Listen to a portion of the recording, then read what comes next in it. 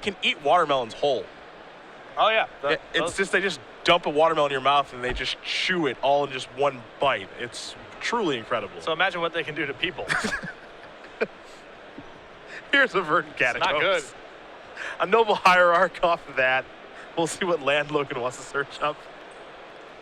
I think they'd be a little more forgiving with people, but I'm probably wrong. No. Yeah.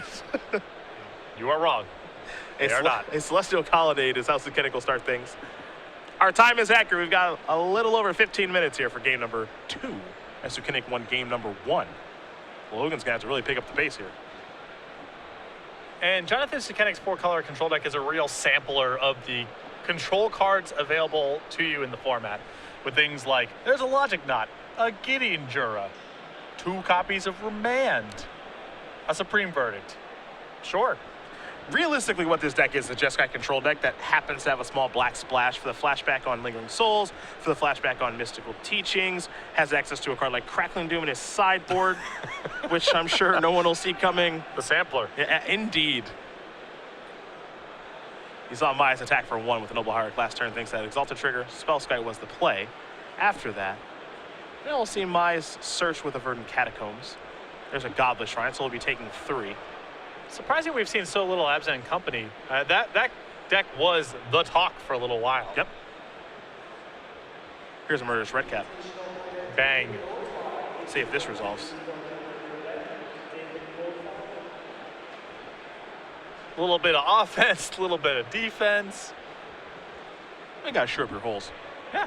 Play both sides of the ball. Yeah, Spellskite plus Murderous Redcap is a pretty good 1-2 combo. Good at blocking. Good at attack, good-ish at attacking. Redirect the damage from the Murderous Redcap to the Spellskite. Right. You only want to attack with one of the creatures anyway, so Noble Hierarch fits in very nicely here. Actually, you saw Spellskite get in with the Exalted Trigger. Logan Mize making things look easy so far. Sukenik searched up with Steam Vents with that Flooded Strand. Now he'll draw a card, picked up a copy of Negate. You can see the Baneslayer Angel in his hand. Also has a copy of Glacial Fortress. Looks like Fortress will be land number 3, potentially. Also has a copy of Polluted Delta and Arid Mesa in hand. Pretty fetch land heavy mana base here for Sukenik.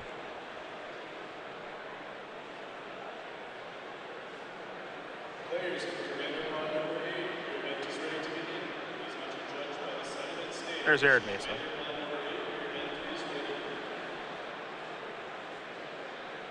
He'll pass it back. Mize will draw. Looks like he picked up a copy of Kitchen Finks. And that splits the difference between offense and defense. That's a little bit of both. Yep.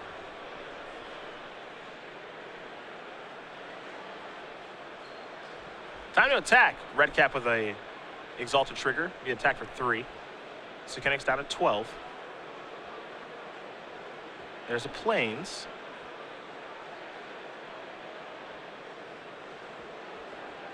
And now here's a Finks. That's going to get mana leaked. Mize with a copy of Malira in hand. And I believe an Eternal Witness as well. And in a weird way, that mana leak is pretty good for Logan. Because, 1, it means that Jonathan's probably not setting up for a sweeper this turn, which is something Logan's probably a little nervous about. And the other thing is now there's something to do with the Eternal Witness. Because before there were just those Verdant Catacombs, and Logan's already got plenty of mana to work with.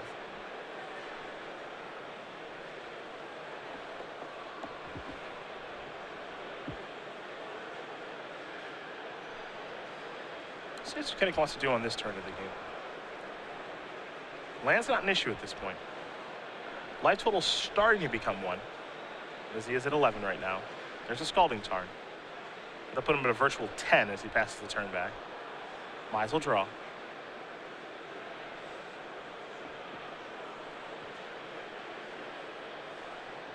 Ratcat coming to come across for 3 yet again, thanks to Noble Hierarch's Exalted Trigger. Sukenik down to 8. Looks like he's trying to use his life total as a resource. Logan, oddly enough, has the combo rolled up here with Viscera Seer and Malira in hand. So he's going to try to resolve the Seer. That's in. Will he try to resolve Malira? Yes. Do you have it? That's the question, Mr. Sukenik. And I don't mind putting him to the test here because this probably gets worse for Logan as things go on. Yeah. And the great thing about this is that Logan doesn't actually have to move He can just and try to go go for it. Yeah, because he can. I have 5 power creatures on the table. And then if you pull the trigger on a Path to Exile or anything, then I'll try to combo you. Also, he's a Spell Sky for protection. So Kenneck's going to sacrifice Skull Turn and go down to 7. But I like Logan not trying to combo off here and deal infinite points of damage with this trio of creatures. He can just play a normal game of Magic. Now, it looks like he is going to make a move here. Yep, and Sukenik will die. But I like that Logan didn't initiate the action. Yep. He simply waited until it was right to maybe make the move. So to go over the combo with you right there, for those of you who have not seen this deck in action before, with Viscera Seer, you can sacrifice a creature anytime. You can scry one, but that's incidental in all of this. You have a Murderous Redcap that says when it comes into play, you get to deal its power to something. So normally that only comes back the one time you shoot something for 1. But with Melir in play, it says these creatures you control don't get -1/-1 counters. So the persist on the Murderous Redcap never happens. You sacrifice it, it comes back into play as a 2/2, rinse and repeat. You deal 2 damage to the opponent every single time. Infinite combo. With Kitchen Finks, you gain infinite life. Yep. Pretty simple stuff as these players will sideboard here for game number 3. They've got under 10 minutes. They're going to have to get moving. You see, Sukenik already has a draw in this tournament, so his control deck can be pretty slow in plotting at times. And Jonathan plays islands in almost every competitive format. So not surprising for him to have a draw. He is a reasonably fast player, but the decks he plays are always on the slower end of the spectrum. Very quickly, while these players shuffle up, we will talk about the changes to the StarCityGames.com buy list, something I know that you are very familiar with. Yeah, you can head over right now, StarCityGames.com/buy list, though you do need to be registered for the website to check it out. It's a much more efficient process than before. You can punch in the card and you can modify for condition, foil, language, what have you. We'll give you the buy list price for it. You can then mail all of your cards to Star City Games and expedite the process because the list is already set up. If you come to one of our events with your buy list already printed out, the dealer can move through it much faster than sitting there and having them count, price out everything. Again, StarCityGames.com/buy list. You need to be registered for the website, but that is free to do, and it is a significantly improved experience. Game number 3 here between Jonathan Sukenik, Logan Mize is going to be underway in just a moment. 4-color control versus Abzan Company. See if these players can actually finish this one out, because it looks like they're going to be starting with about 8 minutes left to go. Mize making things look a little bit easier in the last game. If the game does go long, you have to imagine that it does favor Sukenik, and he'll start things off with a Celestial Colonnade. Mize with at least a Spell Sky in hand. Looks like he's going to start off with a Windswept Heath. He'll sacrifice that. Maybe an Overgrown Tomb. Could be a Goblet Shrine. Looks like he wants to be casting a Viscerous here to start things off. It's beatdown time. This is beatdown time for you. A 1/1. Greater than 0. You're not wrong. Yeah.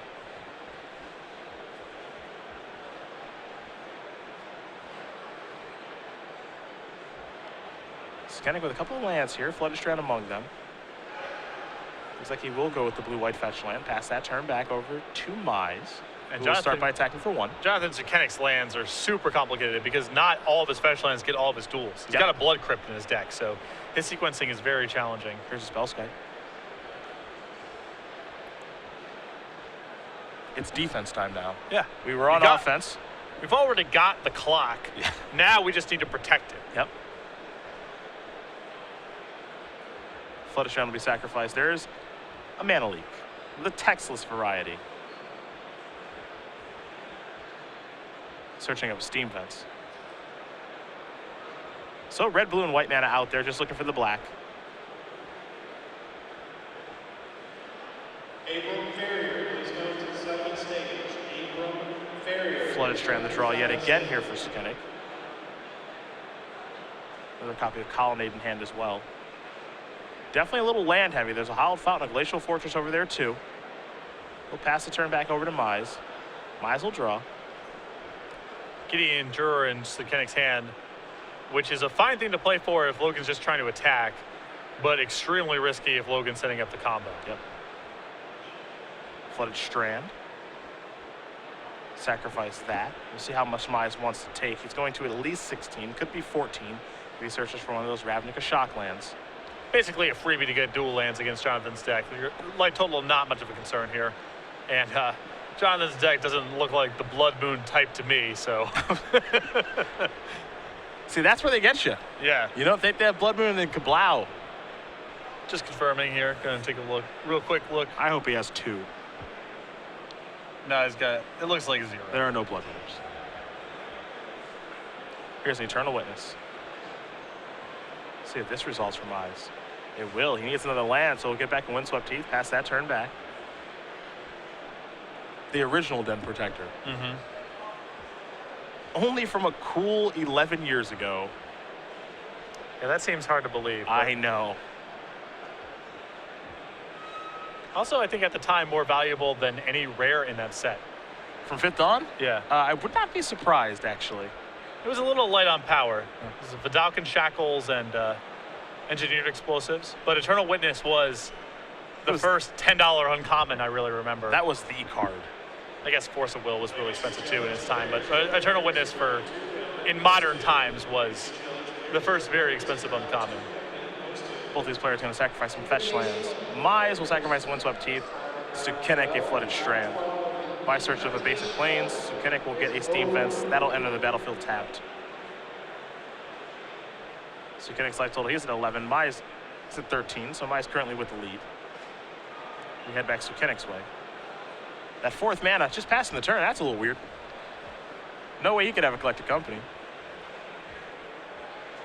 There's a Hallowed Fountain. Here's Collected Company. Is there a counterspell? Oh!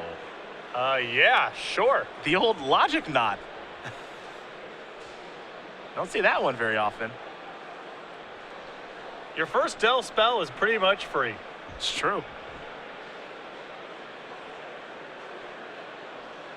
That's an attack for 3. Sukenik is down to 8. Just getting chipped away right now. Tide Hollow Sculler. Let's see what's up. That card's really bad news for John. And John does have an answer to it in Path to Exile. Gideon's the other card in hand. Ghost Quarter and Glacial Fortress are the lands. Let's see what Mize wants to take here. And I think that Logan has Gavany Township in hand, so he doesn't really care that much about Gideon Jura. That's just a 1-turn reprieve. He's going to take Gideon. There's the Township. Let's see what the follow-up is. Kitchen Finks. Yeah, so Path Away if you'd like.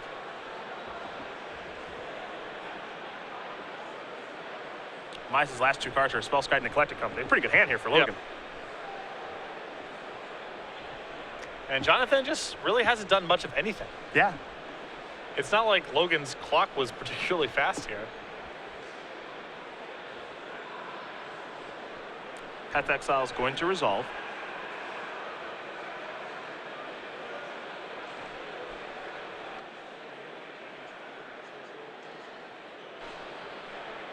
I think Logan considering in that situation if he wanted to sacrifice the Sculler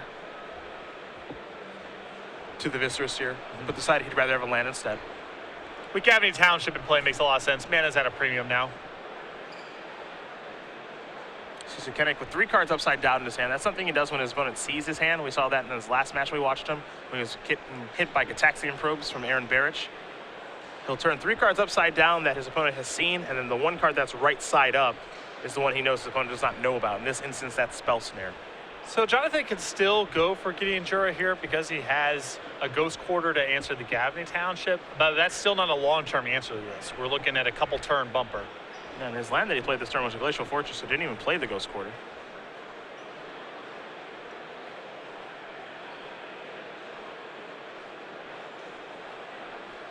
It looks like he's going to deploy Gideon and going to use that to kill Viscerous here. Viscerous here will get sacrificed so that it can scry. Mize deciding where he wants to put that card after consulting his hand. Again, Spellskite and Collected Company. Gonna leave that there. He'll draw that card. It's a copy of Melira.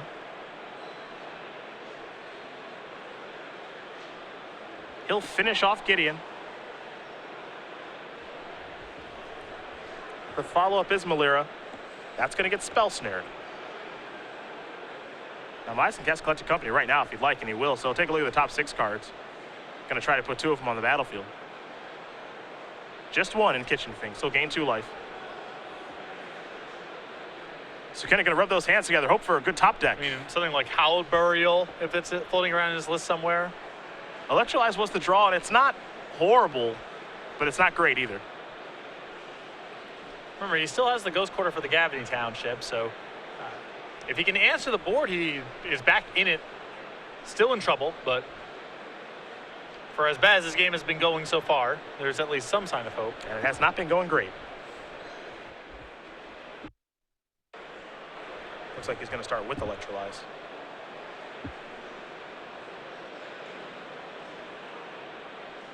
The decision is what to target.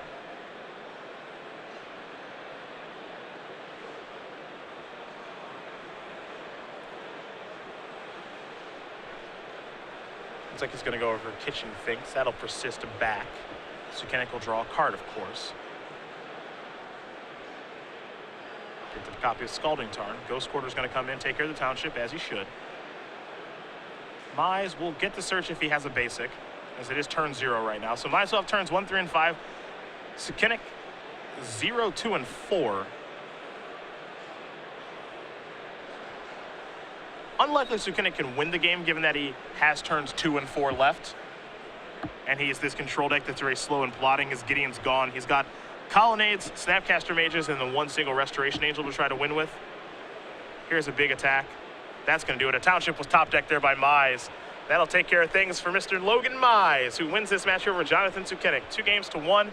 Obzon Company will take care of 4-color control, and for the player who played in the Players' Championship last year, he's 10-2, well on his way to another top 8 here in Columbus. Yeah, for Jonathan Sukenik, the run ends here. Won't be making the top 8.